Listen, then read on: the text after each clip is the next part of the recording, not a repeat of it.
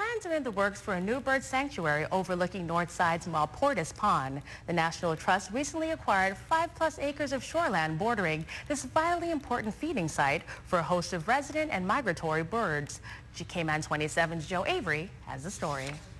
Avid birder and Vice Chair Peter Davey surveys the future site of the National Trust's new bird sanctuary with Executive Director Nadia Hardie. And the rain has arrived just in time for the migrating white-rumped sandpipers, which have flown all the way from Tierra del Fuego. These seasonal wetlands adjacent to Malportas Pond in Northside represent an important way station for migratory birds. It's the best viewing area for when the birds come in on their seasonal migration and after the rains, and sometimes you'll have literally thousands of birds here. For centuries, these birds have stopped here to rest and feed during their 9,000-mile trek from South America to northern Canada. They come here because they know this lake is here, and it has been. And the moment it's destroyed is the moment you have become the weakest link in the migration chain.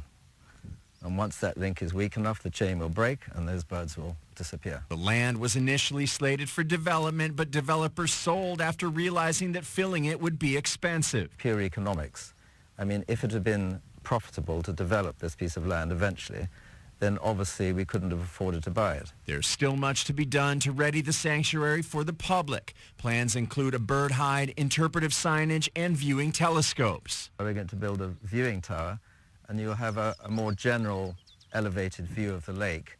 And that's where you might go if, for example, the flamingos come in or the roseate spoonbills. And it's apparent birds here today are already enjoying their newly protected space.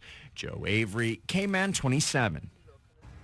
The National Trust says it's hopeful the sanctuary will be open to the public by year's end.